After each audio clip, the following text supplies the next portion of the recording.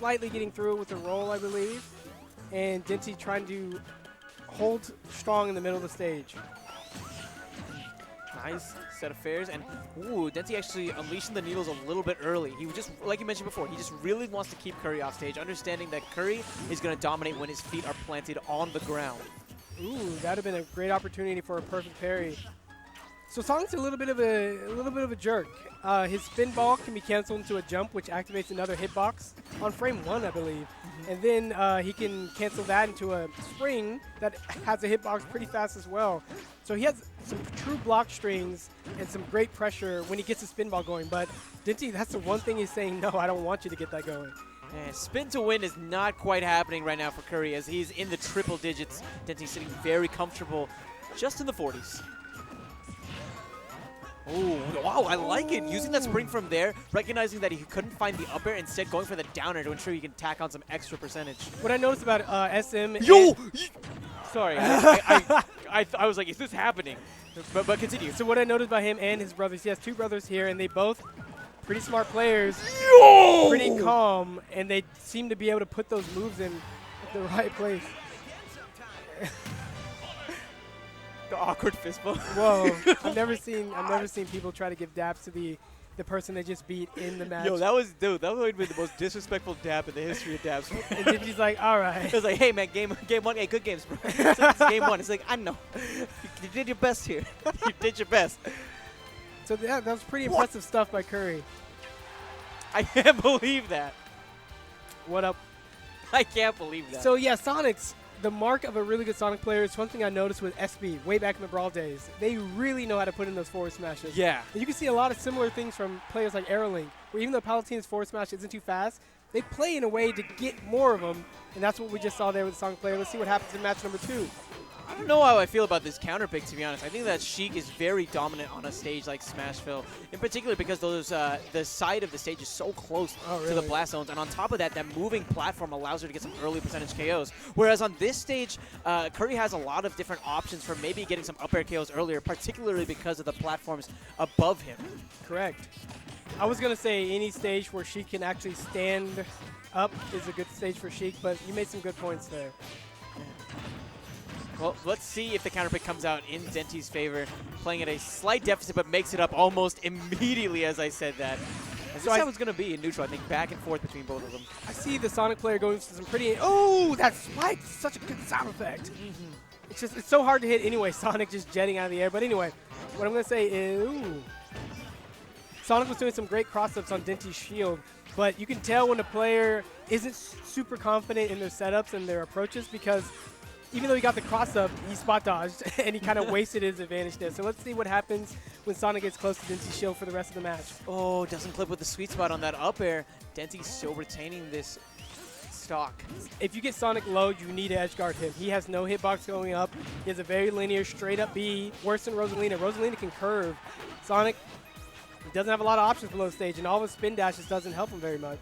That's true, and a character like Sheik has plenty of great edge guarding tools overall, but like we saw in the last game, he has to be really cautious because if he overextends, he has the potential to be stage spiked.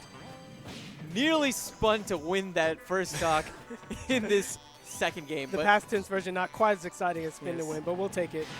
Back throw may have been nerfed, but still a really solid KO option when you're that close to the blast zone. Look at this guy. Kurry, man. I got to fight this guy after the tournament. I want to show him some things. Hopefully not get forward smashed. Yeah, man. He's definitely scary. Definitely scary. And a very smart player overall as well. So he's using a combination of rolls, runs, and spin dashes, which is great because he's using all of his moves. Exactly. And that's what I was going to comment on. He has a lot of mix-ups available, right? Yeah. Denti hasn't been able to pick up on some of the patterns. The one thing is, I guess, what happens anytime he gets launched upwards, right? Because Kurry has 2 options, really. Sometimes he'll go in for the up air. If he goes too high, he'll go in for the down air. That time, however, Denti's the one that lands the up air, taking the stock, has a 25% deficit that he has to get around. And we just zoomed in on his face just because we could. Yeah, the player cam just showing the game faces. The ferocity. Yeah. Furrowed brow Denti. That's a great vocab word, man. Furrowed. My English teachers would be very happy. All right, Sonic just opting for tilts every time, which is smart because you don't know what your opponent's going to do to get back up from the ledge, but a tilt won't have you so committed like a smash will, and that's exactly why it's smart. And that close, it still gets the job done of pushing your opponent off of the stage. And getting in their head saying, hey, do it as many times you want, I will tilt you as many times as it takes. Oh. Both Sonic and Sheik have that emergency use only in extreme emergencies down air, where if it catches your opponent off guard because you never use it, it might work, but right there it didn't work. And I like how both of them misspaced it, though. Oh, that was a great up smash. That was a great up smash. I like how both of these games have actually ended with some really great smashes, right? The first game ending with an F smash from Kurry, game 2 ending with an up smash, and all of a sudden this is looking very reminiscent of the Shockwave set that these two played. But I was going to comment on the fact that I really like...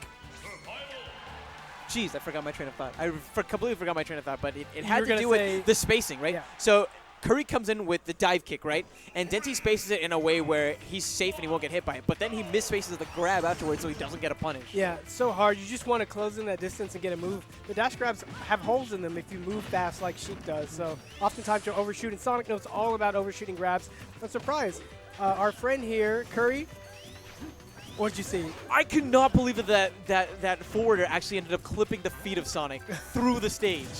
Through the stage. Are you kidding me? Oh, danger zone, yeah. So Denti's starting to catch wise of the Sonic's habit when he goes high in the air. And typically in Smash, you don't want to be in the air. You give your opponent the ability to both use their air moves, ground moves, and shield on you, while you only have air moves and air dodge. So Sonic goes up. Yeah, it's a nice little out-of-pressure move, but you're still on the defensive. And Denti read the Sonic down air habit, got that forward air, and that grab in the other game was beautiful. Exactly. Forward air habit, but that spring. Think about it from a mix-up standpoint, right? Whenever you're on the ground, you have all of your tools available to you. And your opponent has a lot of difficulty figuring out exactly what you're going to do next. But the minute that you go towards the air, there's less tools that your opponent has to guess from. And because of that, they have an easier time of adapting to you from time to time. See, you don't want to be in the air. Sometimes Sonics just know they have to take a hit because they goofed. Ooh, that lingering hitbox.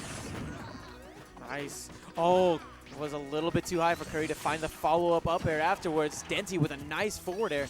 Has a little bit of time, charges up those needles, knowing that he can use them anytime he has Kurry off of the stage to continue to keep him there. Back fish from Denti, whiffing on the bouncing fish, but gets right onto the ledge. So Sonic, one of his most reliable ways to kill is that F smash. Woo! And it's pretty obvious, right? Sonic can rack up damage and run away, but he has a hard time killing. It's kind of good that he has a back throw that kills near the edge. So like, all right, give him one other thing to do, but otherwise he's going to have to work a little harder to set up his opponent with some habits and conditioning. And this is just so scary for Denti. He tried going for habits and conditioning.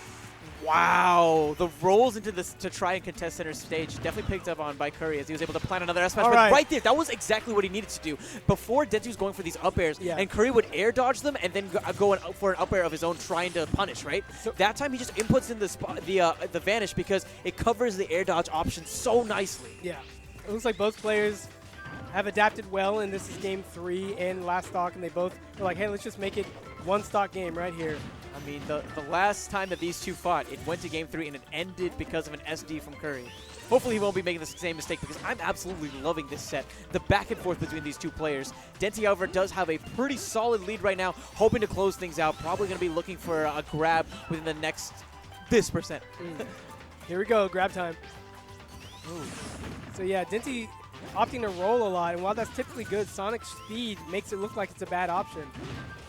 And a nice awareness from Kurry. Understanding that the position where he was from, he was very susceptible to getting KO'd from an up air. So he uses the spring and makes Denti deal with that hitbox, preventing the follow-up. Guess what's coming? What's coming? An up smash from Denti.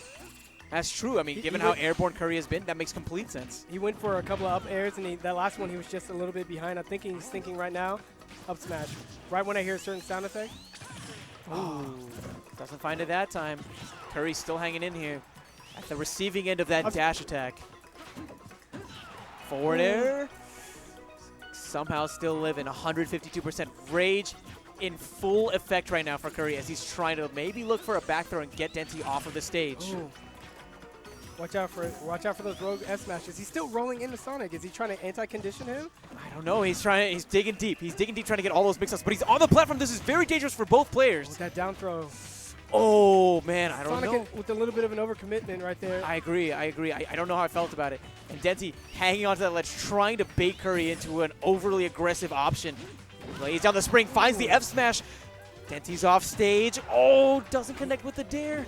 And the forward air is going to take the set. Once again, these two playing such an incredible match, Kirby Kid. That was nice, patient, a little adaptation, and really hanging in there with Sonic. He was looking for those forward smashes. And near the edge, that was sort of a novel situation right there. Denti had not hung onto the ledge that long any point previously. And then Sonic backed up into his forward smash. Like, backing up's not going to do it. And then he just hung up there. And he's like, how about I go forward down smash? But by then, Denti was already up and over the top. Exactly. So putting your opponent in novel situations, but you having the edge because you're kind of leading the pace on it is a pretty good way to get some wins in matches when it's clutch time. Very well said, Kirby Kid. Very well said. Man, that was so much fun to